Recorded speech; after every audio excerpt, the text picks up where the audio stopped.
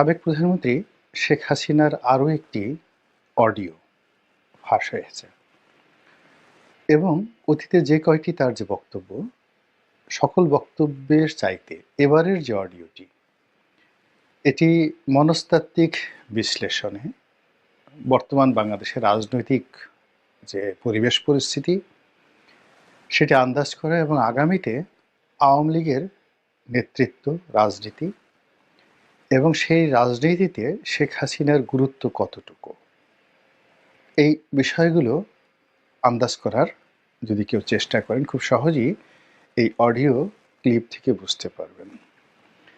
প্রথমত, এই কয়বার যত ভিডিও কিংবা ভিডিও তো ফাঁস হয়নি, অডিও ফাঁস হয়েছে অথবা ফাঁস করা হয়েছে।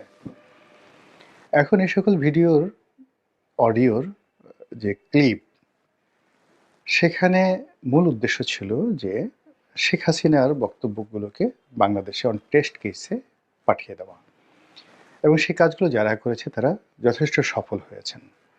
এবং শেখ হাসিনা, আপনি লক্ষ্য করবেন যে প্রথম থেকে এ পর্যন্ত যত কথাগুলো বলেছেন,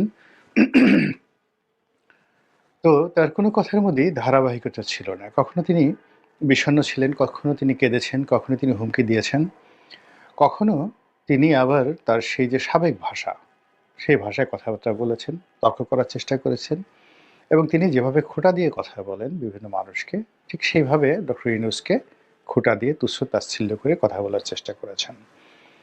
আপনারা যদি মনে করেন যে এটি শেখ হাসিনা নেহায়েত একটি ব্যক্তিগত পাগলামো, তার দুর্বলতা, অথবা তিনি সম্বিত হারা হয়ে পড়েছেন, আমার কাছে মনে হচ্ছে আপনি ভুল করেছেন। এর কারণ হলো তিনি প্রায় 15টি বছর বাংলাদেশ চালিয়েছেন অত্যন্ত শক্ত হাতে, এবং যেদিন পর্যন্ত তিনি ক্ষমতায় ছিলেন একেবারে শেষক্ষণ পর্যন্ত তার দলের কোটি কোটি নেতাকর্মীদের মধ্যে একমাত্র তিনি ছিলেন ভাবলেশহীন, দৃঢ় এবং ভয়হীন। তার সঙ্গে যারা ছিলেন, সেনা কর্মকর্তা, সিভিল সার্ভিসের কর্মকর্তা থেকে শুরু করে আরও অনেকেই, তারা ভয়ে কম্পমান ছিলেন। রাজনৈতিক যে সকল নেতৃবৃন্দ সেখানে ছিলেন তাদের হাঁটু কাঁপছিল, কিন্তু তিনি একেবারে শেষক্ষণ পর্যন্ত অত্যন্ত দৃঢ়তার সঙ্গে দাঁড়িয়েছিলেন, সবাইকে সান্ত্বনা দিয়েছেন, এবং তার মধ্যে ভয়, অনুশোচনা, আতঙ্ক কোনো রকম তার বডি ল্যাঙ্গুয়েজে ফুটে ওঠেনি। আপনারা যদি তার চলে যাওয়ার সেই দৃশ্য দেখে থাকেন, এবং আপনার যদি যে মৌখিক এক্সপ্রেশন বা ফেসিয়াল এক্সপ্রেশন সম্পর্কে ধারণা থাকে, তো ওই সময় লক্ষ্য করবেন যে তাকে জড়িয়ে ধরে বা তাকে স্পর্শ করে একজন সরকারি কর্তা, মহিলা কর্তা, তিনি অঝরে কাঁদছিলেন। কিন্তু এই ঘটনায় শেখ হাসিনা একটু বিচলিত না হয়ে তাকে সান্ত্বনাও দেননি, বরং খুব দৃঢ়তার সঙ্গে তিনি তাকে বোঝানোর চেষ্টা করেছেন যে তিনি যাচ্ছেন, আবার তিনি ফিরে আসবেন। এরকম তার অভিব্যক্তি আপনি ফেসিয়াল এক্সপ্রেশনে খুঁজে পাবেন। তো সেই শেখ হাসিনা ভারতে গিয়ে ইচ্ছে করেই তিনি একটার পর একটা অডিও রেকর্ড তিনি ফাঁস করেছেন, তৈরি করেছেন এবং ফাঁস করেছেন, এবং সেটি নিয়ে আমরা সারা বাংলাদেশের মানুষ নাচানাচি করেছি এবং এখনও করে চলেছে, এবং এটাই তার রাজনীতির প্রধান সফলতা। তিনি এমনটি চেয়েছিলেন, এবং তার সেই বক্তব্যের কারণে আমরা যে রেসপন্ড করছি, এর দ্বারা তিনি খুব স্পষ্ট করে বুঝে নিয়েছেন যে বাংলাদেশে তার গুরুত্ব রয়েছে, তার ভয় এখন অনেকটা কম্পমান, তাকে ভালোবাসেন অনেকেই, এবং তাকে কাছে নেওয়ার জন্য অনেকেই আগ্রহী, এবং তাকে কোনো অবস্থাতেই রাজনীতি থেকে মাইনাস করার কোনো সুযোগ নেই। এর কারণ হলো যখন তিনি কেঁদেছেন, তখন তিনি মানুষের প্রতিক্রিয়া দেখেছেন যে তার সেই কান্নাকে কারা গ্রহণ করলো এবং কারা এই কান্নাকে নিয়ে তুচ্ছ-তাচ্ছিল্য করলো, গালাগালি করলো, হোয়াট এভার মেবি। যখনই তার কোনো একটা বক্তব্য মানুষের দৃষ্টিতে আসছে এবং মানুষ সেটা নিয়ে রেসপন্স করছে, ইট মিনস তার একটা সোশ্যাল ভ্যালু রয়েছে। আবার ধরুন যখন তিনি হুমকি দিচ্ছেন যে আমি টুস করে ঢুকে পড়ব, এবং তার সেই টুস করে ঢুকে পড়া নিয়ে যখন আমরা আলাপ করছি, আলোচনা করছি, তিনি ধরে নিচ্ছেন যে তাকে ভয় পাওয়া হচ্ছে।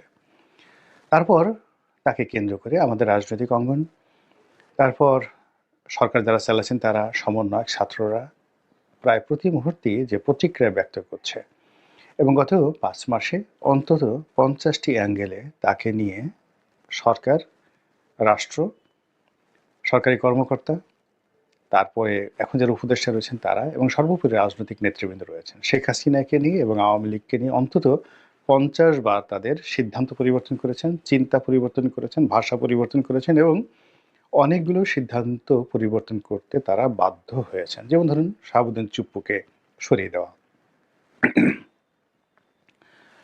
সরি, তারপর ধরুন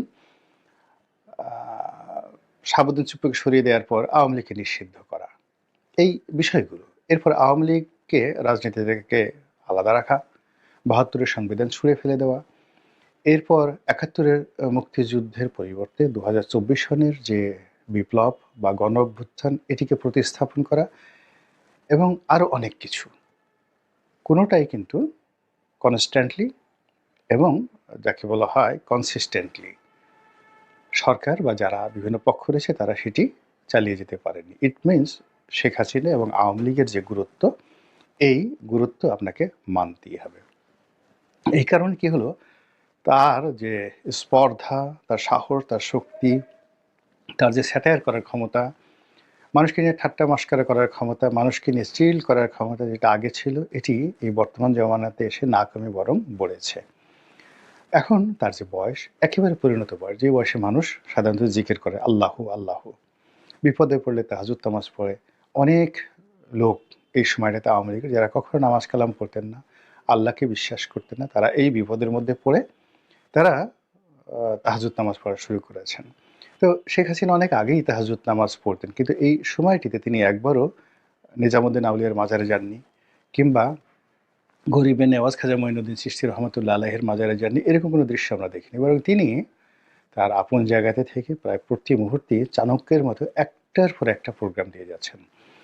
তিনি মানুষকে ব্যস্ত রাখছেন, পুরো বাংলাদেশে তার বিরুদ্ধের লোককে ব্যস্ত রাখছেন, তার পক্ষের লোকদেরকেও ব্যস্ত রাখছেন। অনেকের মনে আশা তৈরি করে ফেলেছেন, আর অনেকের মনে হতাশা তৈরি করে ফেলেছেন। অনেককে সাহসী করে তুলেছেন এবং অনেককে ভীত সন্ত্রস্ত করে তুলে ফেলেছেন। এবং এটাই তার যে শক্তিমত্তা, তার যে রাজনৈতিক কর্মকুশলতা, এখানে তিনি সফল। এখন অতি সম্প্রতি তিনি একটি হিন্দি গান, খুব বিখ্যাত হিন্দি গান, তু সিজ বড়ি এক মাস্ত মাস্ত, তো এই যে বিখ্যাত একটি গান, খুবই জনপ্রিয় সেই গানটি। তো সেই গানটির কিছু শব্দ তিনি উচ্চারণ করে তিনি বললেন যে আমি চিল্ড অবস্থায় আছি, এবং গানটি পেছনে বাজছিল, এবং এটি নিয়ে এখন সারা বাংলাদেশে তোলপাড়। তাকে টিটকারি করে, ঠাট্টা করে, মশকরা করে অনেকে এই গানটি গাওয়ার চেষ্টা করছেন, অনেক ইউটিউবে কন্টেন্ট তৈরি করছেন।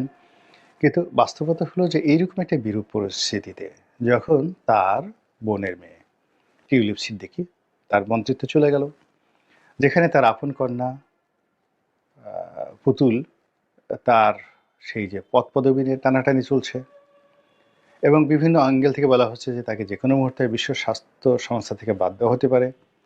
তার একমাত্র সন্তান সজীব ওয়াজেদ জয় আমেরিকাতে, তিনি এখন FBI নজরদারিতে আছেন বলে আমরা প্রচার করছি, এবং আমরা আরও প্রচার করছি যে শেখ হাসিনা গৃহবন্দী রয়েছেন এবং তার সঙ্গে তার পরিবারে কেউ দেখা সাক্ষাৎ করতে পারছেন না। এটা আমাদের প্রচারণা।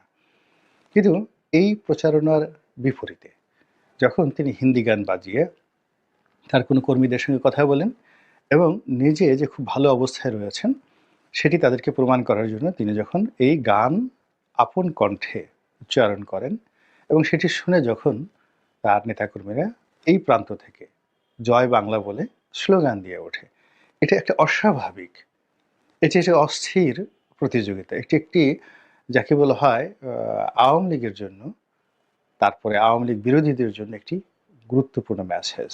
এবং সেই মেসেজ হলো তিনি এখনো পর্যন্ত হতাশ হয়ননি। তার মতো জায়গায় অন্য কেউ থাকলে গড়াগড়ি করে কান্নাকাটি করতেন, অনেকে অসুস্থ হাসপাতালে ভর্তি হতেন। তিনি বাংলাদেশ থেকে চলে গেছেন, সেটা যেভাবেই হোক তিনি চলে গেছেন। তিনি ক্ষমতা হারিয়েছেন, তার যে বিষয়গুলো গর্বের বিষয় ছিল, বস্তু ছিল, সেই বিষয়গুলো তছনছ হয়ে গেছে। তার যারা আপনজন ছিলেন তারা সবাই পলাতক অথবা জেলে গিয়েছেন, এবং তার নামে সারা বাংলাদেশে যে মামলা হয়েছে, মোকদ্দমা হয়েছে, এবং তার সঙ্গে সঙ্গে তার অতীত রেকর্ড, অর্থাৎ 1975 সালের 15 আগস্টে তার উপর এবং তার পরিবারের উপরও যে নির্মম ঘটনা ঘটেছে, সেই নির্মম ঘটনা যদি আপনার আমার জীবনে ঘটতো, আমরা জীবনে কথা বলতে পারতাম না, বোকা হয়ে যেতাম, বোবা হয়ে যেতাম। তো শেখ হাসিনা এত কিছুর পরও যে উজ্জীবিত হচ্ছেন। এখনো তিনি নির্দেশনা দিতে যাচ্ছেন। আবার তিনি স্বপ্ন দেখছেন এদেশ তিনি আবার আসবেন, আবার শাসন করবেন। আবার তিনি আমাদের সবাইকে প্যাদানি দিবেন। কাজেই তার এই যে "তু চীজ বড়ি হ্যায় মাস্ত মাস্ত, এ চীজ কেয়া হায়?" কাকে তিনি এই চীজ বললেন? তারপর এই চিজের সঙ্গে যে মাস্ত ফুর্তি করা যায়, এই ফুর্তি তিনি কাদের সঙ্গে করবেন? অর্থাৎ জনগণের সঙ্গে? তার প্রতিপক্ষের সঙ্গে? নাকি ডক্টর মোহাম্মদ ইউনূসের সঙ্গে? আপনাদের হয়তো অনেকের মনে আছে যে তিনি খুব রূঢ় এবং নিষ্ঠুর সিদ্ধান্ত নেয়ার পূর্বে তিনি গান। এবং এই কথা আমরা জেনেছি জনাব সোহেল তাজের একটি বক্তব্য থেকে। এবং তিনি সোহেল তাজকে গান শুনিয়েছিলেন টেলিফোনে বহু বছর আগে। এবং সেই গানের ভয়াবহতা যে কতটা নির্মম ছিল সোহেল তাজের জীবনে এবং তার পরিবারের উপর, এটি সোহেল তাজ ব্যাখ্যা করার চেষ্টা করেছেন। এখন সোহেল তাজকে টেলিফোনে তিনি যে গান শুনিয়েছেন, এখন সেই গানটি তিনি কাকে শোনালেন? আওয়ামী লীগের নেতাকর্মীদেরকে, যারা তার সঙ্গে বেইমানি করেছে? নাকি তার বিশ্বস্ত আমলা কামলা, যারা তার কথা শুনেনি এবং তার সাথে বেইমানি করেছে? নাকি ডক্টর মোহাম্মদ ইউনূস? নাকি বিএনপি? নাকি জামাত?